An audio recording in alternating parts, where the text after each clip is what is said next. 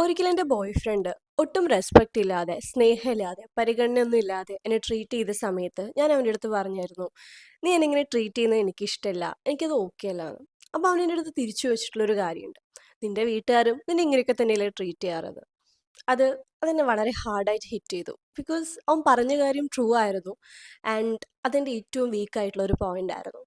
പക്ഷെ ഇപ്പം എന്നോട് ആരെങ്കിലും ഈ രീതിയിൽ പെരുമാറുന്ന സമയത്ത് ഞാൻ അവരോട് തിരിച്ചു പറയുന്ന ഒരു കാര്യം എന്താണെന്ന് വെച്ചാൽ, you don't get to treat me like that. Because ഞാൻ അങ്ങനെയല്ല എന്നെ ട്രീറ്റ് ചെയ്തത്. This is not the way I treat myself. There is a huge difference, right? എൻ്റെ ഒരു 18-19 വയസ്സ് കഴിഞ്ഞതിൽ പിന്നെ എന്നെ വളർത്തിയിട്ടുള്ളത് ഞാനാണ്. എൻ്റെ പെയിനിലൂടെ എൻ്റെ സ്ട്രഗിളിലൂടെ ഞാൻ ഒറ്റയ്ക്കാണ് കടന്നു പോയിട്ടുള്ളത്. എന്നെ വളർത്തി റൈസ് ചെയ്ത് ഇന്ന് ഈ ഒരു രീതിയിലോട്ട് മാറ്റിയെടുത്തത് ഞാൻ ഒറ്റയ്ക്കാണ്. Yes, I am a self build woman.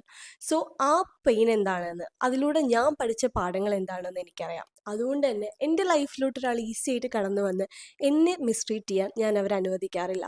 ഞാൻ വീട്ടിൽ ഒരുപാട് സ്നേഹവും പരിഗണനയൊന്നും കിട്ടി വളർന്നിട്ടുള്ള ഒരു കുട്ടിയല്ല. അതുകൊണ്ട് തന്നെ അതിൻ്റേതായിട്ടുള്ള ഒരുപാട് ബുദ്ധിമുട്ടുകൾ ഞാൻ ഫേസ് ചെയ്തിട്ടുള്ളത്. പക്ഷേ ഞാൻ എന്നെ നോക്കാൻ കേപ്പബിളായ മൊമെൻറ്റ് മുതൽ ഞാൻ എന്നെ ട്രീറ്റ് ചെയ്യുന്നത് ഒരുപാട് റെസ്പെക്റ്റോടെയും സ്നേഹത്തോടെയും തന്നെയാണ്. സോ നിങ്ങളുടെ ലൈഫിൽ ഒരാൾ വന്നിട്ട് നിങ്ങളെ മിസ്ട്രീറ്റ് ചെയ്യുകയാണെങ്കിൽ ഇനി നിങ്ങൾ പറയേണ്ട മറുപടി, you don't get to treat me like that because that is not the way I treat myself and I deserve better.